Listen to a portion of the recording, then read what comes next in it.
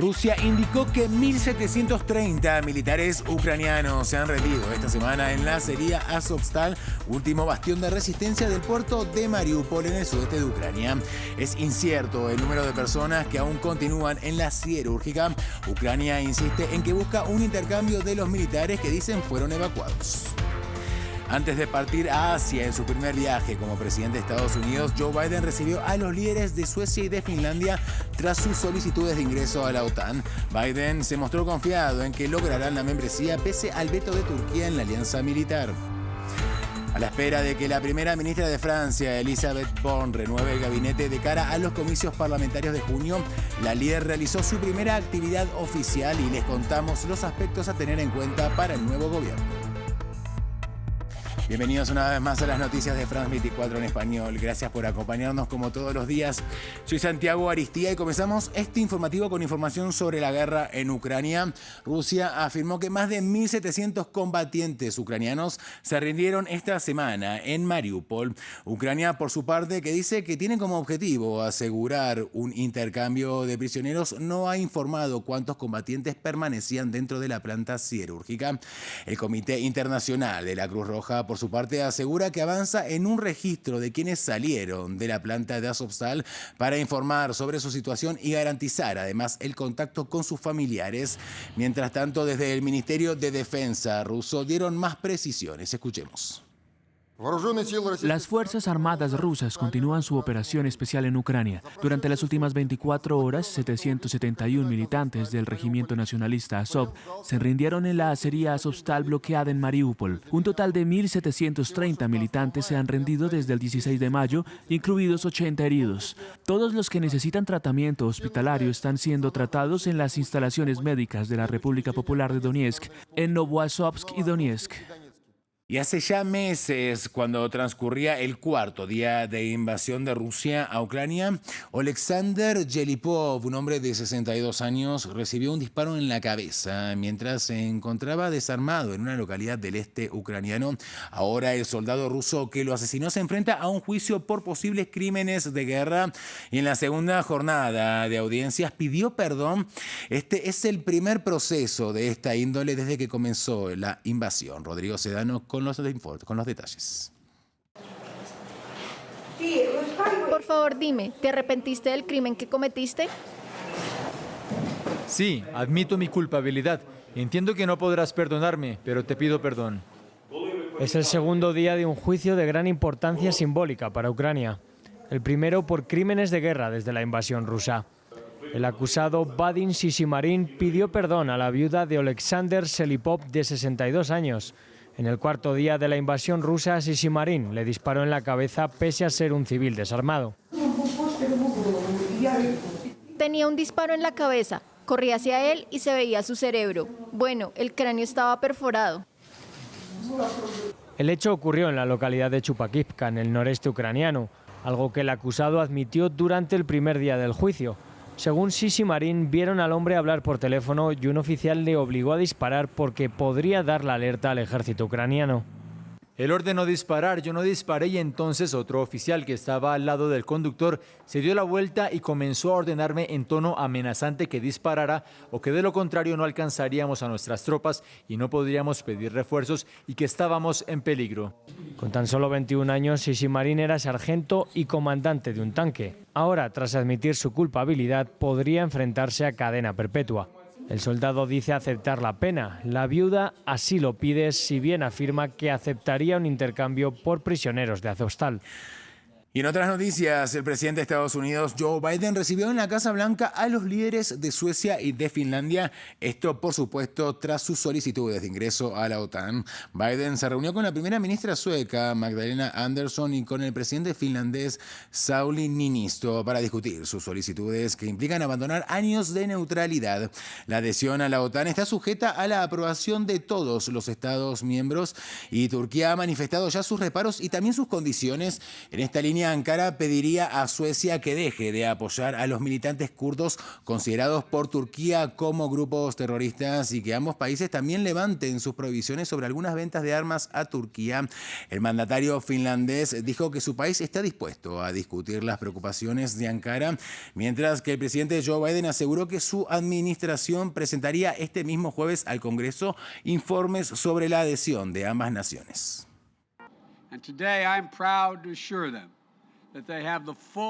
Y hoy me enorgullece asegurarles que cuentan con el respaldo total y completo de los Estados Unidos de América. Hoy mi administración está presentando al Congreso de Estados Unidos informes sobre la adhesión a la OTAN de ambos países para que el Senado pueda pasar rápidamente a asesorar y consentir el tratado.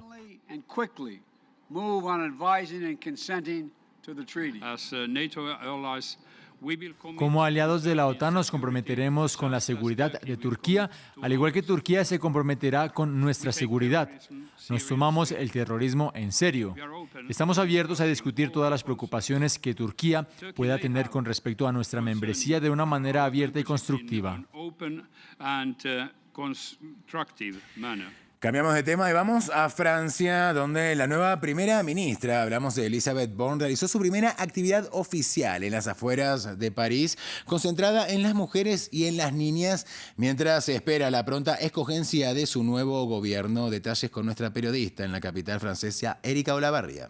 Ha sido una actividad dedicada a la igualdad de las mujeres y a la emancipación de la mujer.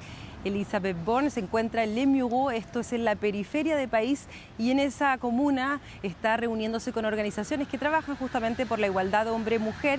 Hace algunos ratos estaba hablando con un montón de jovencitas que se han comprometido en el Consejo Municipal de los Niños, por decirlo, y ellas les hacían preguntas muy directas, ¿no?, sobre qué piensa ella, cómo entró, por ejemplo, al mundo empresarial, qué piensa de la igualdad hombre-mujer, y también de una cosa que se usa mucho aquí en Francia, que es el mentorado o tutores, que son personas que ayudan sobre todo a jóvenes que quieren realizar estudios y que, por ejemplo, tienen una situación familiar complicada o una situación económica complicada. Bueno, ahí se la ha visto a ella, que siempre hemos dicho es una mujer muy técnica, muy seria, un poco más desenvuelta que de costumbre, mientras ella tiene esta actividad que tiene que ver justamente con el discurso que dio cuando asumió como primera ministra. Recordemos que lanzó al final un mensaje a las niñas para que no dejen de perseguir sus sueños y que la lucha por la igualdad de la mujer en la sociedad nunca se detenga.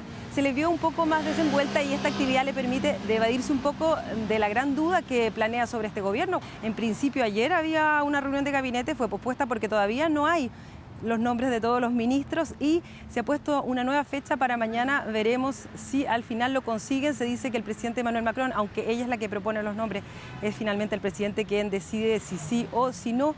Busca sobre todo a candidatos a ministros que sean más bien políticos, justamente porque ella es una tecnócrata, y también que no sean candidatos para las legislativas, para que no haya luego un cambio de gabinete muy pronto después de las elecciones legislativas y obviamente de la asunción de este gabinete. Y precisamente con Elisabeth Borne, el presidente Emmanuel Macron trata de remodelar su gabinete de cara a los comicios parlamentarios de junio, y para formar una nueva administración deben tomar en cuenta varios diferentes elementos. A continuación les explicamos algunos de ellos. Cuando se forma un nuevo gobierno en Francia, el presidente y el primer ministro deben respetar una serie de principios. El primero de ellos es incorporar a pesos pesados, a pesar de las diferencias políticas. En 2012, por ejemplo, el presidente reelegido Jacques Chirac nombró a Nicolas Sarkozy como ministro del Interior, con quien mantenía unas frías relaciones desde 1995. Lo mismo pasó en 2014, cuando Ségolène Royal se convirtió en ministra de Medio Ambiente bajo el mandato del entonces presidente François Hollande, su antiguo esposo. Y en 2017, cuando Bruno Le Maire, crítico acérrimo de Emmanuel Macron, se convirtió en su ministro de Economía. Hemos acordado dejar de lado nuestras inútiles rencillas políticas para evitar las discusiones por diferencias que no existen. El segundo principio a seguir es formar un gobierno equilibrado, paridad de género, pero también asegurarse de que el gabinete incluya representantes de todos los territorios. El último criterio, un elemento de sorpresa por parte del jefe de Estado. El ejemplo más claro es el de 1992, cuando Bernard Tapie se convirtió en ministro de Asuntos Urbanos con François Mitterrand. Hay una motivación increíble. Todo el mundo en este equipo tiene el deseo de triunfar y ganar. Durante su primer mandato, Emmanuel Macron sorprendió a Francia con los nombramientos de Nicolas Hulot como ministro de Ecología, una antigua personalidad de la televisión que rechazó ser ministro del gobierno para los 3 presidentes anteriores. Otro miembro sorpresa en el entorno de Macron, Éric Dupond-Moretti, un abogado penalista estrella, conocido por su impresionante historial de defensa de clientes antes de asumir el papel de ministro de Justicia. Ahora Macron tiene la tarea de tener en cuenta estos factores para formar su gabinete por segunda y última vez en el cargo. Y en otras noticias, la Policía Metropolitana de Londres terminó con las pesquisas sobre el escándalo por las fiestas durante el confinamiento en la pandemia de coronavirus en Downing Street. En total, 126 multas fueron impuestas, 20 en esta última fase. La finalización de las pesquisas de Scotland Yard dan paso a la publicación de una investigación interna liderada por la funcionaria Sue Gray, y si las conclusiones son negativas para el primer ministro británico Boris Johnson, su partido podría someterlo a una moción de confianza. Y el rey emérito de España, Juan Carlos I, llega a España este jueves para su primera visita desde que partió hacia los Emiratos Árabes Unidos en 2020. El monarca de 84 años regresa luego de que las autoridades cerraran las investigaciones en su contra por presunta corrupción. Vamos con el informe. Después de un exilio de casi 2 años, el anterior rey de España, Juan Carlos, está de regreso en su país. Su itinerario empieza en el noroeste de España con un evento de vela antes de concluir su viaje el lunes con una visita a su hijo, el rey Felipe, en Madrid. El hombre de 84 años fue una figura venerada en el país por su papel en la transición a la democracia, pero cayó en desgracia tras una serie de escándalos, incluyendo su aventura con una empresaria danesa y un viaje de caza a Botsuana. En los últimos años de su reinado se descubrió su riqueza oculta, mientras surgieron sospechas sobre tratos comerciales con el monarca saudita, quien asegura que pagó $100 millones en una cuenta bancaria suiza de una fundación del rey Juan Carlos. Tras casi 40 años en el poder, abdicó en 2014 y viajó por Abu Dhabi en 2020, después de que las autoridades españolas y suizas lanzaron investigaciones sobre presunto fraude. Los fiscales abandonaron las investigaciones, pero el rey todavía tiene que presentarse en la Corte Suprema en Londres para un caso presentado por su antigua amante danesa, que acusa al anterior rey de acoso tras su relación. Finalizamos en Israel porque el ejército de este país refutó que no vaya a abrirse una investigación interna sobre el asesinato de la periodista palestina Yarine Abu Akleh, ocurrido la semana pasada cuando cubría una redada en la Cisjordania ocupada. Las autoridades dejaron en claro que la decisión de abrir o no una investigación interna de la policía militar dependerá de la abogacía militar una vez que haya concluido la indagación operativa en curso. Por otro lado, la escena política de Israel se ve sacudida tras la renuncia de Rinawa Zoabi como diputada del partido de izquierda Meretz, un hecho que deja al gobierno de coalición israelí en minoría en el Parlamento. Más detalles con nuestra corresponsal Yanira Gómez Muñoz. La renuncia de la diputada Ghaida Rinawi Zoabi deja al gobierno de Naftali Bennett como una coalición minoritaria, en concreto con 59 escaños frente a los 61 que reúne la oposición. A corto plazo, la salida de la parlamentaria árabe del partido de izquierda Meretz supone para el Ejecutivo buscar más apoyos para sus propuestas y negociar más, algo que se suma a la fragilidad de su coalición surgida de una alianza de 8 partidos que van de la izquierda a la extrema derecha y que tiene una presencia árabe inédita. Pero esto no implica un golpe fatal para el gobierno israelí. Para que eso pasara, la oposición, también dividida, debería votar en conjunto la disolución de la Knesset con un nuevo llamado a elecciones. Es decir, que el bloque de derecha y ultrarreligioso, liderado por el Likud de Benjamin Netanyahu, tendría que unirse a la lista conjunta árabe y el voto de Rinawi Zoabi. Y su voto por ahora no apunta a hacer caer el Ejecutivo.